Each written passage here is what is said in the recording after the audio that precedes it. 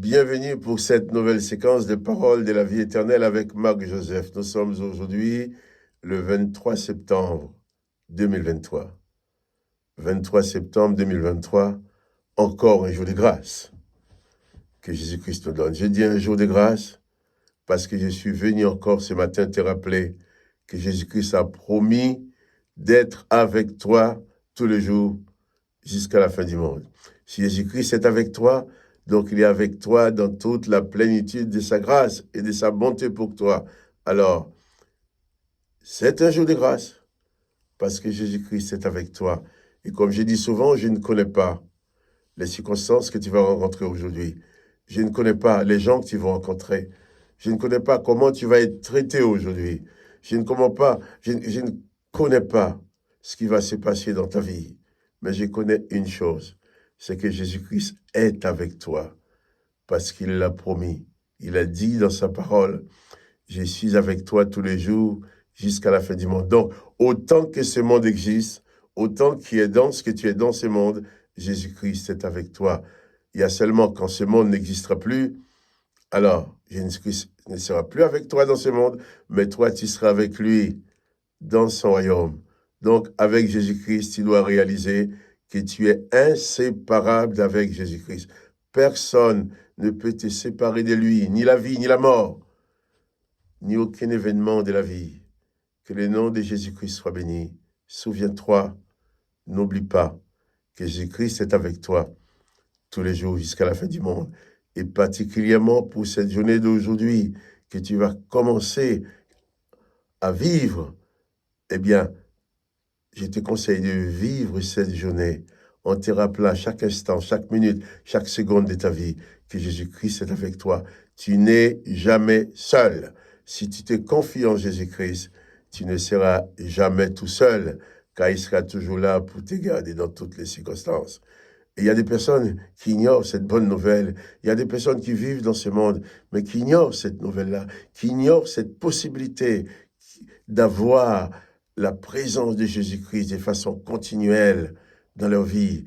Et souvent, ils sont dans les déboires, dans le désespoir, rejetés de tous, et accusés par ceux qui les connaissent, mais ils ne savent pas que Jésus-Christ est là pour les libérer. Eh bien, ces gens-là, nous devons tout faire pour leur annoncer cette bonne nouvelle, pour qu'ils les sachent. Et un petit geste que tu peux faire pour permettre à d'autres personnes qui ne connaissent pas l'Évangile d'entendre cette vidéo, d'entendre cette parole, c'est juste un petit coup de pause pour dire que tu aimes cette vidéo, si tu l'aimes, pour qu'elle soit proposée aux personnes qui ne nous connaissent pas. Et toi, tu vas continuer ton chemin en réalisant que Jésus-Christ est avec toi. C'est un socle sur lequel tu dois construire ta vie. La base même de ta vie doit être Jésus-Christ, la présence de Jésus-Christ, car c'est le seul qui ne nous condamne pas. Il ne nous condamnera jamais. Quand nous sommes dans la détresse, d'autres nous viendront nous dire, eh bien, c'est de ta faute, tu le mérites bien ce qui t'arrive. C'est ce qui se passe dans ce monde. Mais Jésus-Christ ne t'enfoncera jamais. Même quand tu commets une erreur, il t'accordera le pardon, quelle que soit l'erreur. Les autres viendront te rappeler ce que tu as fait pour dire tu mérites les malheurs qui arrivent dans ta vie. Mais Jésus-Christ viendra pour te consoler, pour te sortir de ces malheurs. Oh, que son nom soit béni. C'est un jour de grâce parce que Jésus-Christ est avec toi. C'est d'ailleurs pour ça que, parce que Jésus-Christ est venu apporter dans ce monde la grâce que le monde n'avait jamais connue, les paroles de la vie éternelle contre celles de la mort éternelle qui ont été prononcées sur l'humanité lorsque l'Éternel des armées dit empêchons-les de vivre éternellement. Lorsqu'il dit, je détruirai l'homme que j'ai créé, Jésus-Christ est venu dire, celui qui croit en moi, celui qui croit en lui, vivra éternellement. Jésus-Christ est venu dire, il vivra éternellement, je le ressusciterai. Donc vous comprenez bien que les serviteurs de l'Éternel ne pourraient pas supporter cette présence de Jésus-Christ qui vient dire des paroles qui sont en opposition aux paroles de l'Éternel des armées, leur Dieu, qui dit, je détruirai l'homme et je les empêcherai de vivre éternellement. Et Jésus va dire, celui qui croit en lui vivra éternellement. Et lui, ces hommes-là qu'on va tuer, lui, il les ressuscitera. Eh bien, c'est pour cela qui les chefs religieux de l'époque, c'était pas les peuples qui avaient décidé de tuer Jésus, mais ce sont les sacrificateurs, les scribes, les prêtres, les religieux, les rabbins de l'époque qui ont décidé de pousser le peuple à demander et obtenir la mort de Jésus. Ainsi, Pilate, après une longue discussion avec eux, en se demandant que voulez-vous que je fasse de Jésus, eh bien, le peuple n'avait pas de réponse, mais il disait seulement crucifié, crucifié. Alors Pilate a livré Jésus pour être crucifié. Nous allons continuer la lecture de l'évangile de Marc, qui parle de ces récits de crucifixion. Marc chapitre 15, à partir du verset 18. Donc, verset 15 même, j'ai dit, verset 15. Pilate, voulant satisfaire la foule, les relâcha Barabbas, et après avoir fait battre Jésus de verge, il le livra pour être crucifié. Verset 16, les soldats conduisirent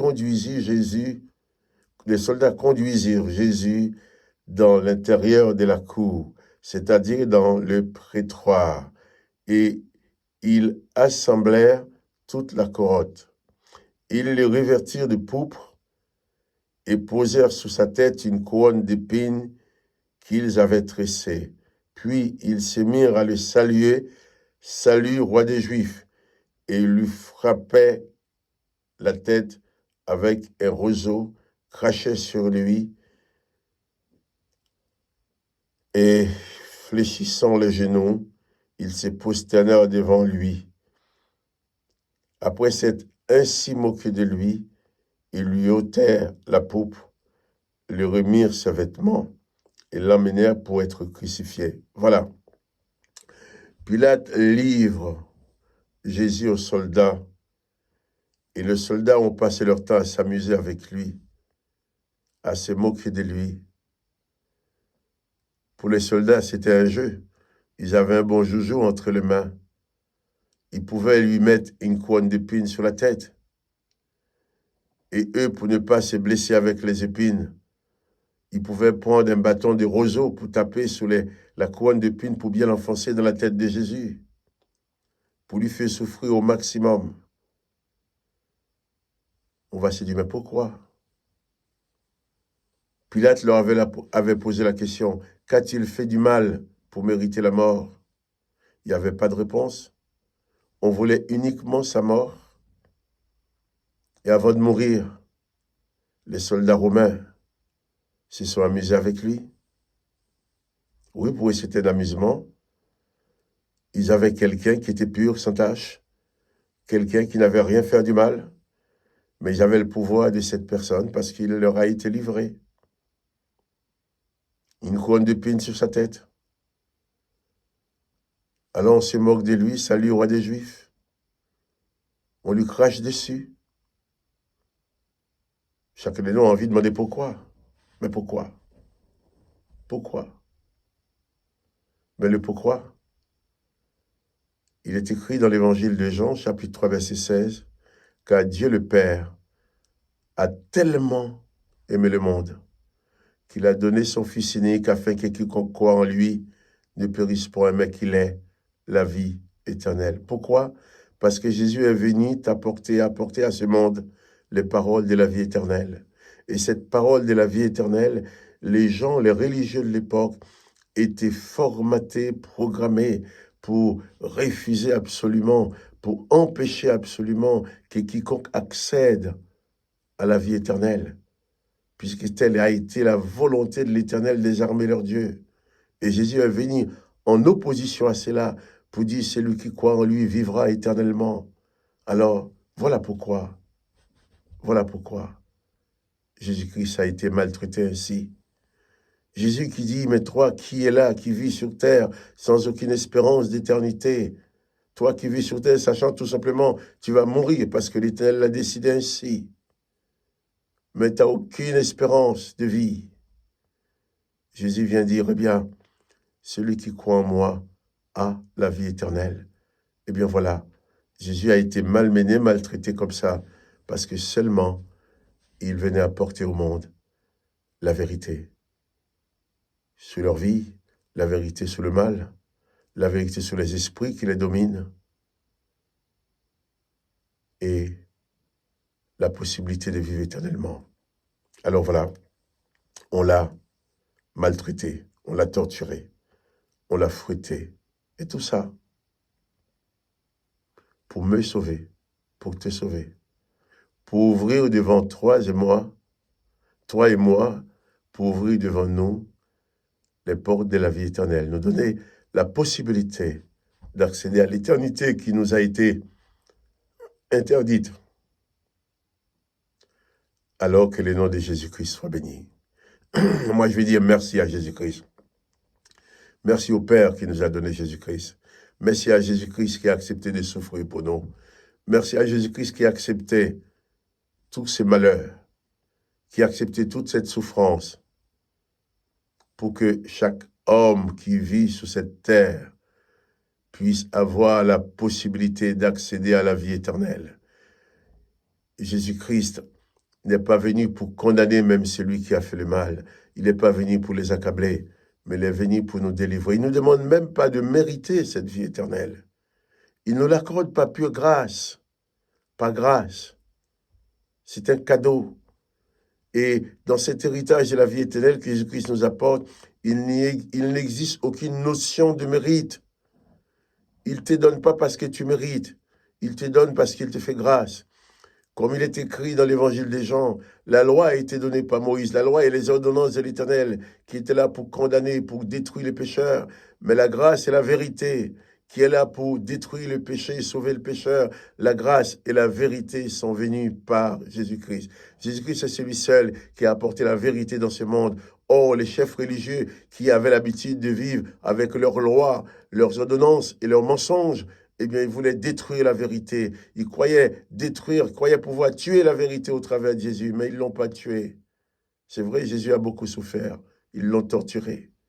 Mais en mourant, Jésus-Christ a dit tout est accompli. Nous le verrons tout à l'heure, ou demain dans les jours qui viennent, en poursuivant la lecture de l'évangile de Matthieu. Donc, que le nom de Jésus-Christ soit béni.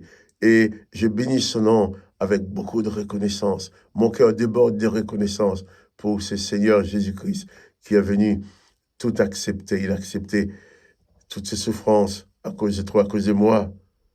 Moi, je le bénis pour cela, que son nom soit béni. Je veux que toi aussi, tu sois béni en croyant en lui. Si tu crois en Jésus-Christ, tu vas bénéficier de la plénitude de sa grâce et de sa bénédiction dans ta vie.